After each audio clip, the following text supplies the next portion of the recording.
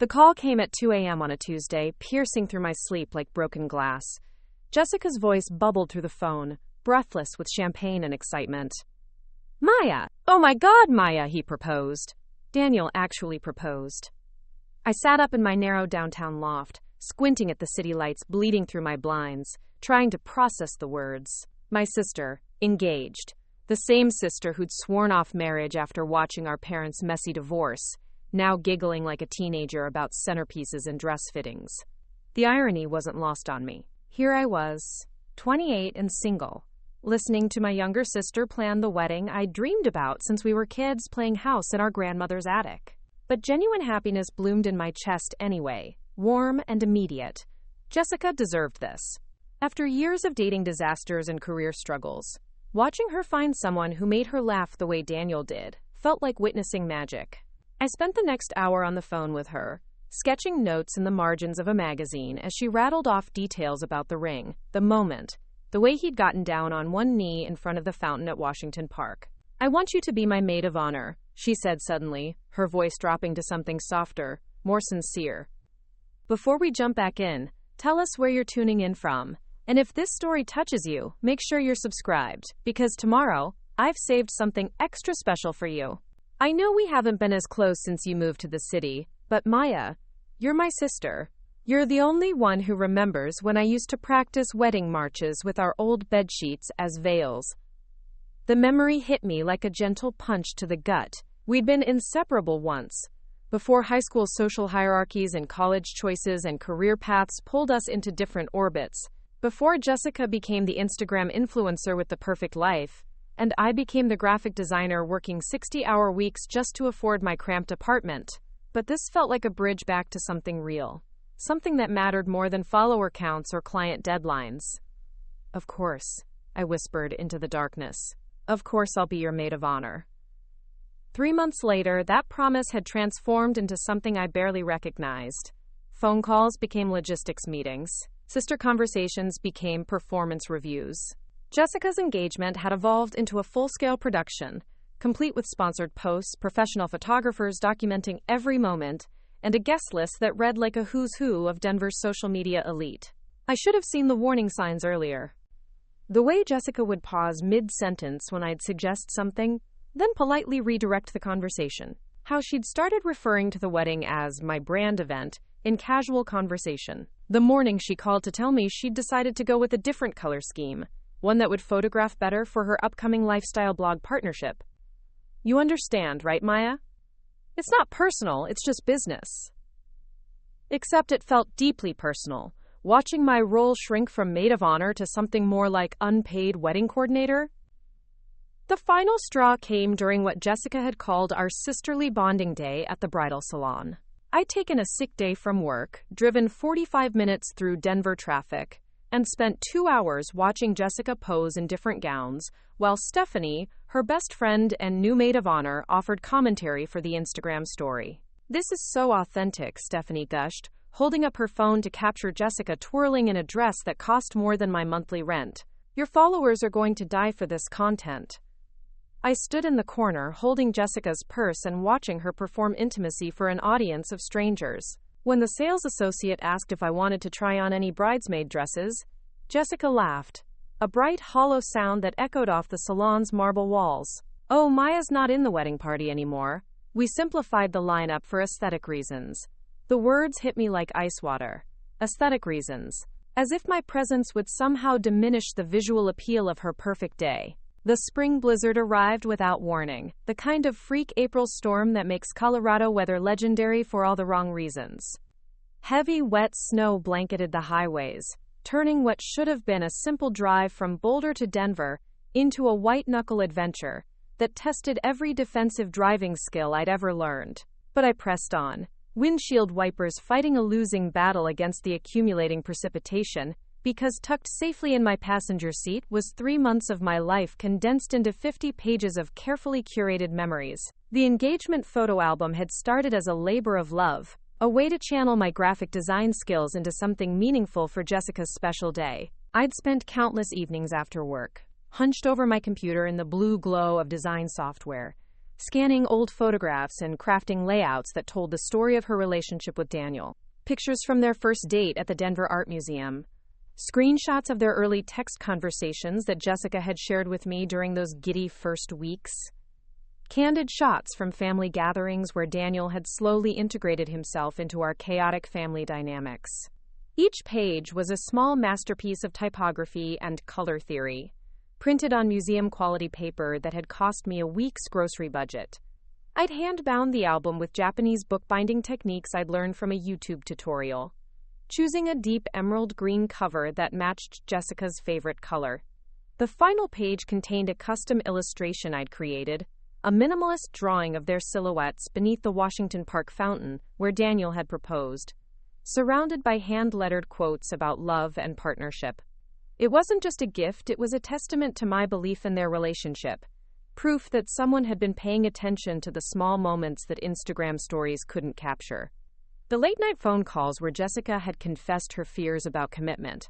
The afternoon when Daniel had shown up at my apartment, nervous and sweating, asking for advice about ring shopping because he wanted to get it exactly right.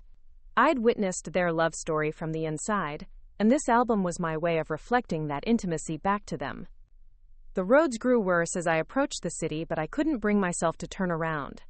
This album represented everything I wanted to say about family, about showing up, about the difference between performing love and actually living it. Jessica might have demoted me from maid of honor to guest, might have reduced our relationship to logistics emails and coordinated photo opportunities, but this gift would remind her of who we used to be to each other, who we could still be, if she wanted to try. I'd chosen to arrive early, before the chaos of professional photographers and social media documentation could transform the evening into content creation. The Riverside Hotel sat on the banks of the South Platte River, its grand ballroom windows offering views of the water and the Denver skyline beyond. Under normal circumstances, it would have been breathtaking. Tonight, with snow swirling against the glass and the city lights blurred into abstract smears of color, it felt almost apocalyptic. The valet took one look at my snow-covered Honda Civic and raised an eyebrow. "Are you with the catering staff?" he asked, already reaching for the keys before I could respond. Something cold settled in my stomach, unrelated to the weather. I was wearing a black cocktail dress I'd bought specifically for this occasion, modest heels that could survive a night of dancing, and the silver necklace our grandmother had left me. Nothing about my appearance suggested I was here to work, unless you counted the fact that I didn't look like I belonged in a place where valet parking cost more than most people's car payments. "I'm Jessica's sister," I said, forcing a smile that felt more like a grimace. "I'm here for the engagement party." The valet's confusion was almost comical, as if he couldn't compute how Jessica Morrison, lifestyle influencer and future Mrs. Daniel Whitman, could be related to someone who drove a car with more than 50,000 miles on it. He recovered quickly, professionally, but the moment of hesitation had already lodged itself under my skin like a splinter. Inside, the ballroom had been transformed into something that belonged in a magazine spread.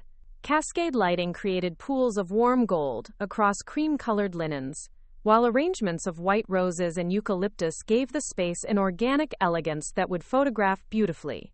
A string quartet played softly in one corner, their music barely audible over the sophisticated murmur of conversation and the gentle clink of champagne glasses. Everything had been designed to create the perfect backdrop for Jessica's brand, a physical manifestation of the lifestyle she'd built online. I clutched the photo album against my chest like armor, scanning the room for familiar faces. Stephanie stood near the bar, her platinum blonde hair styled in beachy waves that had probably taken 2 hours to perfect, holding court with a group of women I recognized from Jessica's Instagram stories. They all had that particular look of Denver's social media elite, carefully casual in designer dresses that cost more than my rent, their makeup applied with the precision of people who knew they'd be photographed all evening. Jessica herself stood beneath an archway of white flowers, radiant in a blush pink dress that hugged her curves in all the right places. She'd always been the prettier sister, the one who inherited our mother's delicate features and natural grace, but tonight she looked almost ethereal. Daniel stood beside her, handsome in his navy suit, his arm around her waist in a gesture that looked both protective and possessive. They were surrounded by a small crowd of admirers, people taking turns congratulating them, and posing for photos that would undoubtedly end up on various social media feeds before the night was over.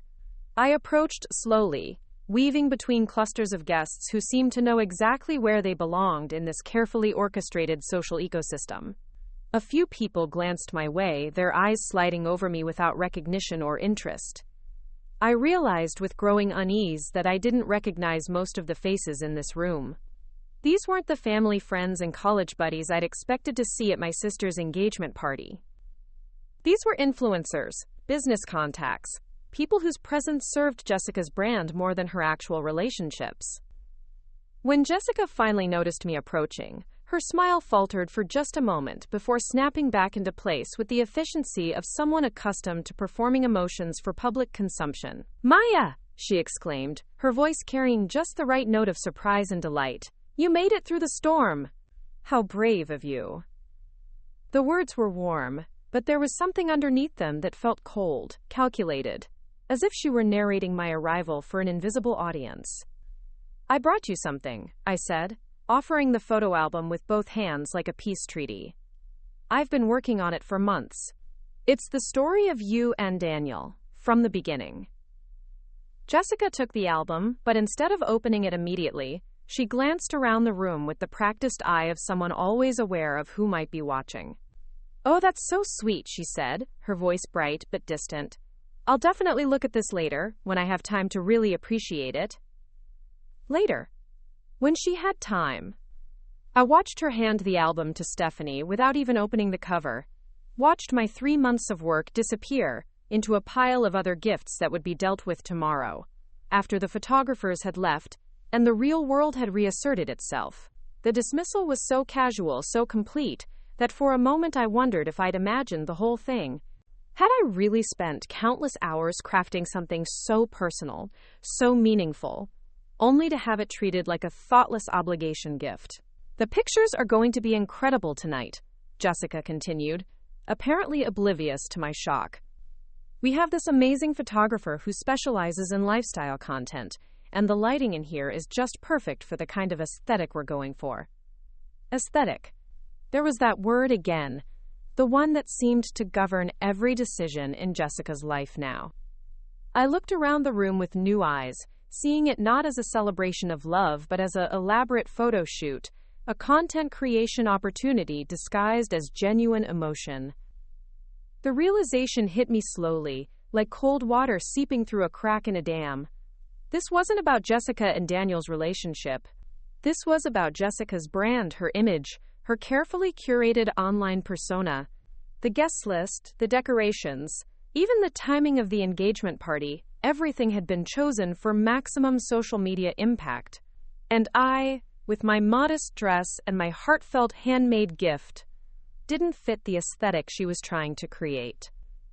The weeks following that initial dismissal should have been a warning, but I was too invested in the fantasy of sisterly reconciliation to see the signs clearly.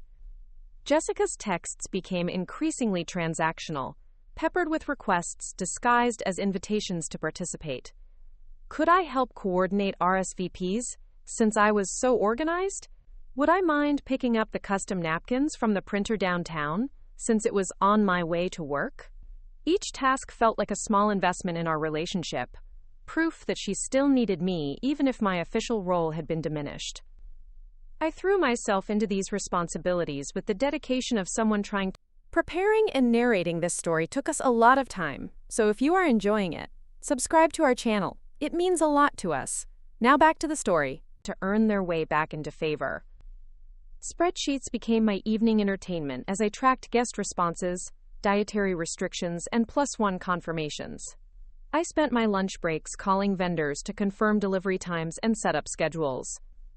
When Jessica mentioned that she was struggling to find someone to handle the guest book-station, I volunteered immediately, grateful for any opportunity to feel useful. The irony wasn't lost on me that I was essentially planning a party I was barely invited to, but I told myself this was temporary. Once Jessica saw how reliable I could be, how much I cared about making her day perfect, things would return to normal between us. We'd laugh about this awkward period over coffee, the way sisters do when they're older and wiser, and the petty dramas of their 20s have faded into amusing anecdotes. My mother called on a Tuesday evening while I was updating the seating chart for the third time that week. "I'm so proud of how you're supporting Jessica," she said, her voice warm with approval. "I know this can't be easy, with Daniel's family being so particular about everything." Particular. That was Patricia's diplomatic way of acknowledging what we all knew, but nobody wanted to say directly. The Whitmans moved in circles that made our middle-class catering business background feel suddenly inadequate. Daniel's father was a senior partner at one of Denver's most prestigious law firms. His mother sat on the boards of 3 different charities and had her picture in the society pages often enough that Jessica had started following her stylist on Instagram. They lived in Cherry Hills Village in a house that had been featured in Colorado Homes magazine, complete with a wine cellar and a backyard that overlooked the country club golf course. When Jessica first started dating Daniel, she'd been intimidated by his family's wealth and social standing. Now, 2 years later, she seemed determined to prove she belonged in their world. The transformation had been gradual but unmistakable. Jessica's wardrobe had shifted from trendy fast fashion to investment pieces that photographed well under any lighting. Her apartment had been redecorated in the kind of neutral tones that suggested sophistication and good taste. Even her speech patterns had changed, adopting the particular cadence of women who'd attended private schools and summer camps in Aspen. She'd reinvented herself so completely that sometimes I wondered if she remembered who she used to be. I'd watched this metamorphosis with a mixture of admiration and concern. There was nothing wrong with wanting to improve yourself, with growing into the person your circumstances demanded you become. But Jessica's changes felt less like growth and more like erasure, as if she were systematically deleting parts of herself that didn't fit her new narrative. The sister who used to eat gas station hot dogs without shame now posted Instagram stories about her latest juice cleanse. The girl who'd once spent entire weekends in sweatpants watching reality TV now filled her calendar with yoga classes and art gallery openings. When I tried to bring up these observations during one of our increasingly rare phone conversations, Jessica had laughed in that bright, dismissive way that had become her signature response to anything that threatened her carefully constructed image. "People change, Maya," she'd said. "I'm not the same person I was in college, and neither are you. Growth is a good thing." But this didn't feel like growth. It felt like performance, as if Jessica were playing a character she'd studied but never quite mastered. The engagement party planning revealed the depth of this transformation in ways that made me increasingly uncomfortable. When I suggested inviting our college friend Rachel, who'd driven across 3 states to attend Jessica's graduation, Jessica wrinkled her nose. "Rachel's great, but she doesn't really fit the vibe we're going for," she said. "Plus, her social media presence is kind of chaotic. I don't want any unflattering photos getting out." The casual cruelty of this statement took my breath away. Rachel had been Jessica's roommate for 2 years, the friend who'd held her hair back during food poisoning and helped her study for finals. Now she was being excluded because her Instagram aesthetic wasn't sufficiently polished. I started paying closer attention to the guest list Jessica was assembling, and a disturbing pattern emerged. College friends were systematically excluded, unless they'd achieved a certain level of professional success or social media following. Family members were relegated to a maybe list that seemed designed to never quite make it to confirmation. Meanwhile, people Jessica had known for mere months were granted premium spots because they had the right connections or the right look for photographs. "What about Aunt Linda?" I asked during one of our planning sessions. Linda had practically raised us during the summer months, when our parents were busy with catering season, teaching us to braid friendship bracelets and taking us on adventures to museums and hiking trails. She'd been the stable adult presence during our parents' messy divorce, the one who'd made sure we felt loved and secure even when our home life was chaotic. Jessica's pause was telling. "I love Aunt Linda, obviously," she said carefully, "but she might not understand the tone we're setting. This is a pretty sophisticated crowd, and I don't want anyone to feel out of place." The translation was clear. Aunt Linda, with her teacher's salary and her practical clothes and her genuine enthusiasm for everything, would embarrass Jessica in front of her new social circle. I felt something shift inside me during that conversation. A fundamental crack in my understanding of who my sister had become. This wasn't about growth or sophistication or even social climbing. This was about shame. Jessica was so committed to her reinvention that she was willing to amputate relationships that had sustained her for decades, discarding people like outdated accessories that no longer matched her current style. The worst part was watching how effortlessly she'd learned to justify these decisions. Every exclusion came with a rational explanation that sounded almost reasonable until you examined it closely. Every cruel choice was wrapped in language about vision and aesthetic and creating the right atmosphere. She'd developed the vocabulary of someone who'd never met a boundary she couldn't rationalize crossing. I should have walked away then. Should have recognized that someone capable of discarding lifelong friendships and family members for social media optics was probably not going to treat me any better. But I was caught in the trap of sunk cost. Having invested so much time and emotional energy into making this event perfect, that giving up felt like admitting defeat. More than that, I was still holding on to the hope that this was temporary, that once the party was over and the pressure to perform had lifted, I'd get my real sister back. The breaking point came during the final venue walkthrough, 2 weeks before the party. Jessica had insisted I accompany her and the event coordinator to review last-minute details, positioning it as an honor rather than the unpaid labor it actually was. We spent 3 hours going over lighting arrangements, flower placement, and camera angles for the professional photographer who would be documenting everything for Jessica's lifestyle blog. I watched my sister transform into someone I barely recognized, a perfectionist obsessed with details that seemed to matter only in the context of how they would appear in photographs. She spent 20 minutes debating the exact placement of the gift table, because the current position might create shadows that would be unflattering in natural light. She rejected 2 different font options for the menu cards, because they weren't on brand with her Instagram aesthetic.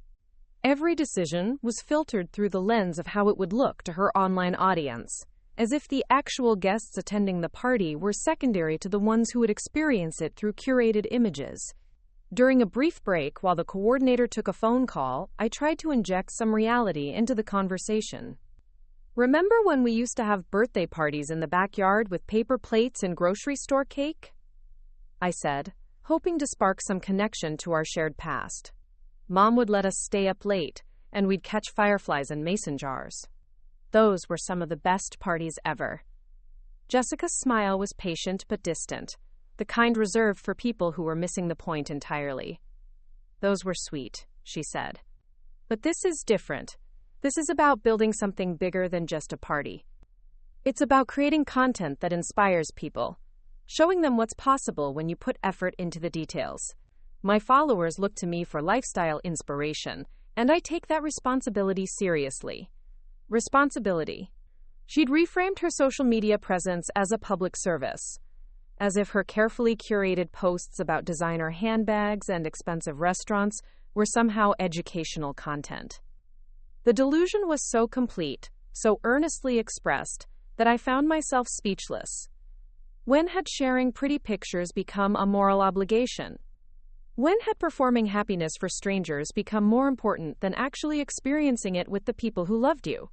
The venue coordinator returned with news that sent Jessica into a barely contained panic. The photographer she'd hired, the one whose work had been featured in 3 different lifestyle magazines, had just informed them that he was running behind schedule and might arrive 30 minutes late. 30 minutes. In the grand scheme of a 4-hour event, this was barely a blip, but Jessica reacted as if he'd announced he wasn't coming at all. "This is a disaster," she said, her voice rising in pitch. "The golden hour lighting will be completely wrong.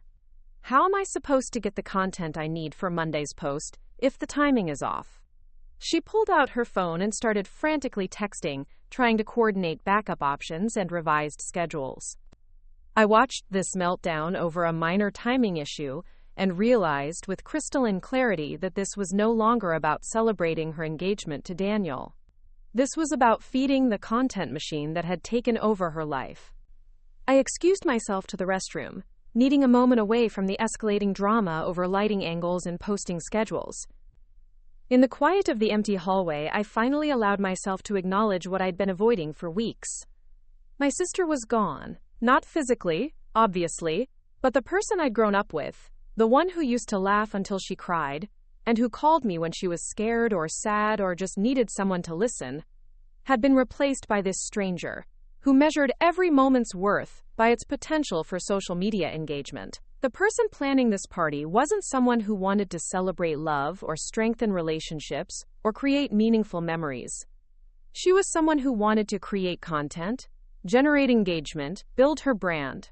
The fact that there would be real people in attendance, people with feelings and histories and expectations, seemed almost incidental to the primary goal of producing shareable material for her online audience. When I returned to the ballroom, Jessica was on the phone with what sounded like her third backup photographer option, her voice strained with the kind of stress typically reserved for actual emergencies. The venue coordinator caught my eye and shrugged apologetically, clearly accustomed to clients who treated aesthetic concerns as life or death situations. I stood there watching my sister negotiate camera angles for a party that was supposed to be about love, and I felt something inside me finally surrender. This wasn't going to get better. Jessica wasn't going to wake up one morning and remember that relationships mattered more than optics. She'd made her choice, systematically and deliberately, choosing image over substance, performance over authenticity, social media metrics over genuine human connection. And if that was the person she wanted to be, I couldn't stop her. But I didn't have to pretend it was normal or healthy or something I wanted to be part of. That night, I sat in my apartment staring at the latest draft of the guest seating chart I'd been working on for weeks. Jessica's name was at the head table with Daniel and their wedding party, surrounded by his family members and her most photogenic friends. My name was at table 12, near the back of the room, seated with distant relatives and plus ones of people I'd never met.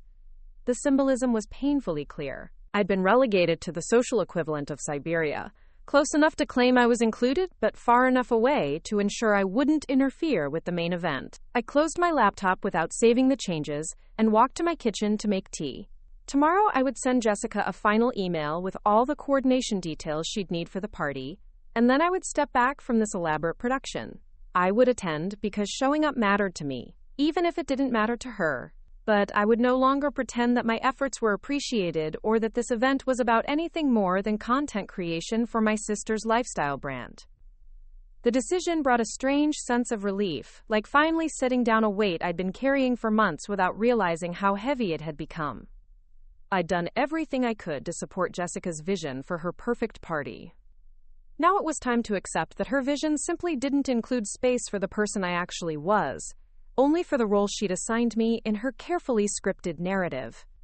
And if that was the case, then at least I would show up as myself, not as the diminished version she seemed to prefer. The morning of the engagement party arrived with deceptive tranquility, April sunshine streaming through my loft windows and painting everything in shades of gold that suggested hope. I'd slept poorly, my dreams filled with fragments of conversations that hadn't happened yet, and scenarios I couldn't quite remember upon waking. There was something electric in the air, the kind of anticipation that precedes thunderstorms and life-changing moments, though I attributed it to normal pre-party nerves rather than any genuine premonition. I'd chosen my outfit the night before, laying it across my bedroom chair like a uniform for battle. The black cocktail dress was simple but elegant, purchased from a department store rather than a boutique but tailored to fit perfectly. I'd paired it with the silver necklace that had belonged to our grandmother, a delicate chain with a small pearl pendant that caught light beautifully but never overwhelmed an outfit. The choice felt deliberate, a way of carrying family history into a space where family seemed increasingly unwelcome. My reflection in the bathroom mirror looked composed, professional, like someone prepared for an important business meeting rather than a celebration. I applied makeup with steady hands, choosing colors that would photograph well under various lighting conditions. Years of working in graphic design had taught me to think about how things would look in different contexts, and I found myself automatically considering Instagram's image compression algorithms as I selected lipstick shades. The fact that I was unconsciously optimizing my appearance for social media documentation felt like a small betrayal of my own principles. The drive to the Riverside Hotel should have been peaceful, a chance to clear my mind and prepare for what I hoped would be a pleasant evening despite all the underlying tension. Instead, I found myself rehearsing conversations that might never happen, imagining scenarios where Jessica and I could bridge the growing distance between us. Maybe seeing me there, dressed appropriately and blending seamlessly with her carefully curated guest list, would remind her of our shared history. Maybe the act of celebration itself would strip away the performative layers she'd built around herself and reveal the sister I'd grown up loving. The photo album sat beside me in the passenger seat, wrapped in tissue paper and tied with a ribbon that matched the deep emerald of its cover. I'd decided to present it privately, away from the cameras and the crowd, hoping that intimate moment might create space for genuine connection. The album represented months of work, but more than that, it represented my faith in Jessica's capacity for authentic emotion. Every page was a love letter to the person she used to be, evidence that someone had been paying attention to the details that didn't make it onto social media. As I pulled into the hotel's circular driveway, I noticed the level of production that had been arranged for the evening. Professional lighting equipment was being wheeled in through a service entrance, while a team of photographers tested angles and discussed shot lists with military precision. This wasn't just a party, it was a content creation event with a guest list, a carefully orchestrated performance designed to generate material for Jessica's various social media platforms. The realization should have been depressing, but instead I felt oddly liberated by the clarity it provided. The valet who took my keys was different from the one I'd spoken with weeks earlier during our venue walkthrough, but his reaction was nearly identical. A moment of confusion as he tried to place me within the evening's social hierarchy, followed by the polite professionalism of someone trained to handle situations where appearances might be deceiving. I wondered how many other guests would struggle to place me, how many conversations would begin with polite inquiries about my connection to the happy couple. Inside the ballroom, the transformation was even more dramatic than I'd anticipated. What had been an elegant but understated space during our planning meetings had been elevated into something that belonged in the pages of a luxury lifestyle magazine. Cascade lighting created pools of warm illumination across surfaces that seemed to glow from within. Floral arrangements reached toward the ceiling like architectural elements, their white roses and eucalyptus creating organic sculptures that would photograph beautifully from any angle. The overall effect was breathtaking, undeniably sophisticated, and completely devoid of any personal touches that might identify this as Jessica Morrison's engagement party, rather than a high-end commercial shoot. I stood in the entrance for several minutes, absorbing the scene and trying to locate familiar faces in the crowd. The guest list had clearly been finalized without my input, because I recognized fewer than half the people currently sipping champagne and posing for candid photographs. These were Jessica's new friends, her social media contacts, her professional networking connections. They moved through the space with the practiced ease of people accustomed to photographed events, automatically angling themselves toward the light and maintaining camera-ready expressions even during casual conversation. Near the bar, I spotted Stephanie holding court with a group of women who looked like they'd stepped out of a fashion editorial. Their conversation was animated, but carefully modulated, loud enough to convey enthusiasm, but never so loud as to appear unrefined. Every gesture seemed calculated for maximum visual impact, from the way they held their champagne flutes to the precise timing of their laughter. Watching them was like observing performance art. Beautiful and perfectly executed, but somehow hollow at its core. Jessica herself was positioned beneath the floral archway that served as the evening's primary photo backdrop, radiant in her blush pink dress and surrounded by a rotating cast of well-wishers. She moved through greetings and congratulations with the efficiency of someone working through a receiving line, her smile never wavering but never quite reaching her eyes. Daniel stood beside her, handsome and attentive, though I noticed he seemed to defer to her judgment about photo angles and conversation flow. Even he had become a supporting character in the production of Jessica's lifestyle brand. I approached slowly, weaving between clusters of guests who seemed to have been arranged as carefully as the floral displays. Every group represented a different aspect of Jessica's curated life. Her yoga studio friends clustered near the windows, her professional contacts gathered around high-top tables, her college acquaintances carefully distributed to avoid any concentration that might suggest nostalgia for less sophisticated times.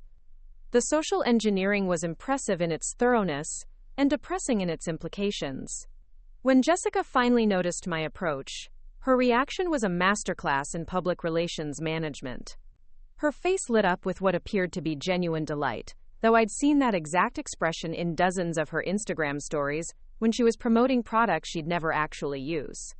"Maya!" she exclaimed, moving toward me with arms extended for an embrace that would look spontaneous to any photographers who happened to be watching. "You look absolutely stunning. That dress is perfect on you." The compliment felt like a script line, delivered with just enough enthusiasm to seem sincere but lacking any of the specific observations that characterize genuine admiration. Jessica had always been the type to notice details, to comment on jewelry choices or makeup techniques or the way certain colors brought out my eyes. This generic praise suggested she was operating in performance mode, treating me like another guest to be charmed rather than her sister arriving with a carefully chosen gift. "I brought something special for you," I said, offering the wrapped album with both hands. "I've been working on it for months. It tells the story of you and Daniel, from the very beginning." Jessica accepted the package with appropriate expressions of gratitude and curiosity, but I noticed she immediately looked around for somewhere to set it down rather than opening it immediately. The gift table was positioned near the entrance, clearly visible to arriving guests, and perfect for photographs of the happy couple surrounded by evidence of their popularity. "This is so thoughtful," Jessica said, already walking toward the designated gift area. "I can't wait to look through it later, when I can really appreciate all the work you put into it." Later.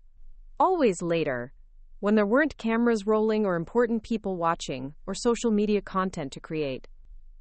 I watched her place the album carefully among the other offerings, arranging it so the emerald cover would be visible in any wide shots of the gift display. Even my personal gesture had been absorbed into her visual narrative, transformed from intimate communication into aesthetic element. The dismissal was gentle but unmistakable, executed with the kind of practiced social skills that had become Jessica's specialty. She was already turning back toward the floral archway, her attention shifting to the next wave of arrivals who would require greetings and photo opportunities. I stood beside the gift table for a moment, watching my months of work disappear into the evening's larger production, and felt the first stirrings of something that wasn't quite anger, but wasn't resignation either. I decided to explore the space, partly to give Jessica room to work her crowd, and partly to better understand the world she'd constructed around herself. The ballroom had been divided into distinct zones, each serving a different function in the evening's social choreography. The bar area encouraged mingling and provided opportunities for casual photography, while intimate seating arrangements near the windows offered spaces for deeper conversation away from the main action. Every detail had been planned to facilitate the kind of interactions that would generate engaging content for Jessica's various social media platforms. What struck me most was how little of Jessica's actual personality was reflected in any of these choices. The woman who used to collect vintage postcards and press flowers between the pages of books had created a space that could have belonged to anyone with sufficient budget and access to Pinterest.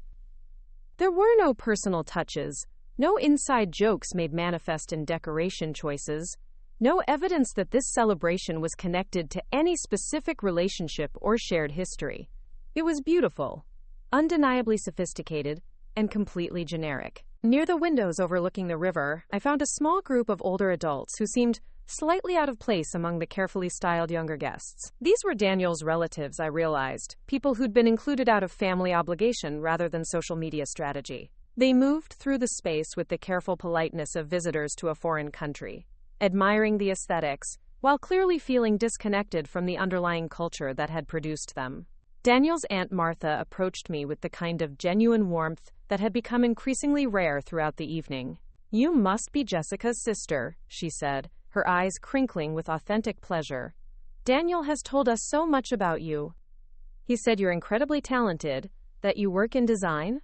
The observation caught me off guard, primarily because it suggested Daniel had actually noticed and remembered details about my life, unlike his fiancé who seemed to have developed selective amnesia about anything that didn't serve her current narrative. We talked for several minutes about my work, my apartment in downtown Denver, my impressions of the venue and the evening's elaborate setup. Martha listened with the kind of focused attention that had become precious, in a room full of people constantly scanning for better conversation opportunities or photo moments. She asked thoughtful questions and offered observations that suggested she was actually processing what I was saying rather than simply waiting for her turn to speak. "It must be wonderful to have such a creative sister," Martha said, glancing toward Jessica, who was currently posing with a group of guests beneath the main floral installation.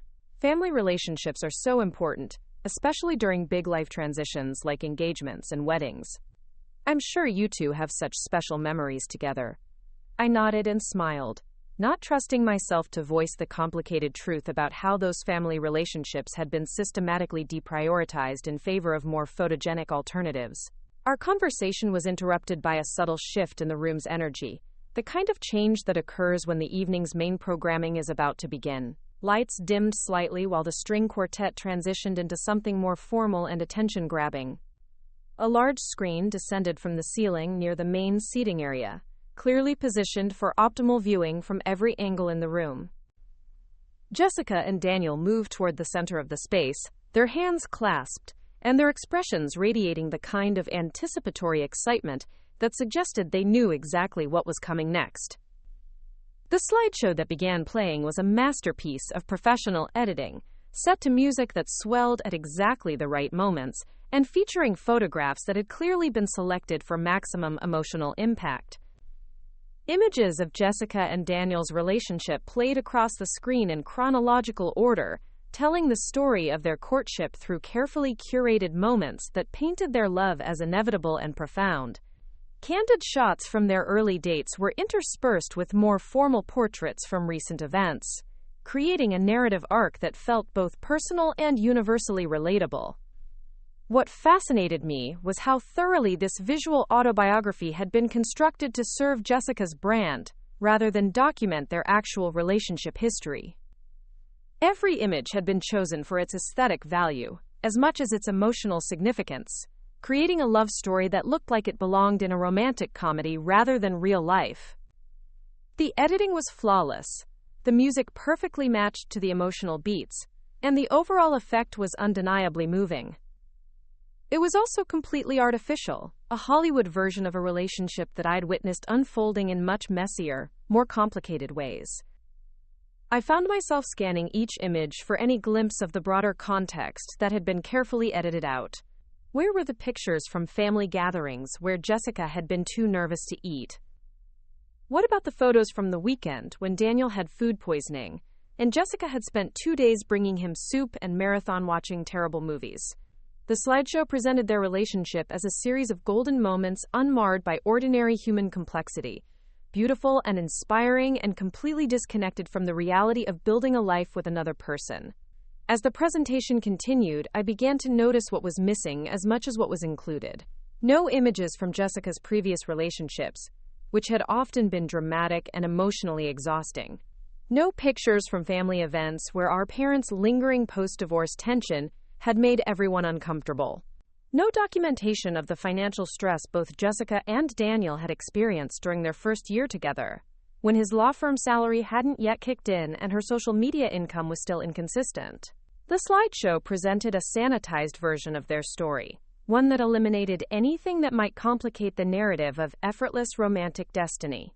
When the final image faded and the lights came back up, the room erupted in applause that seemed genuine, despite the artificial nature of what we'd just witnessed.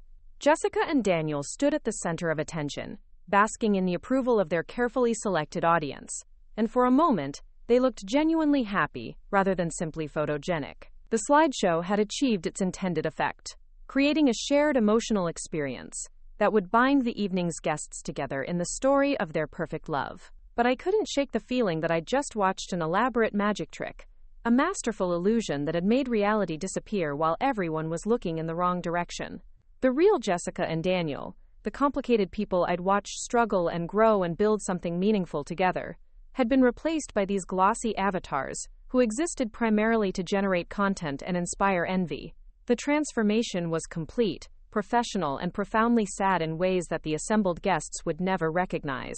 Up next, you've got 2 more standout stories right on your screen. If this one hit the mark, you won't want to pass these up. Just click and check them out.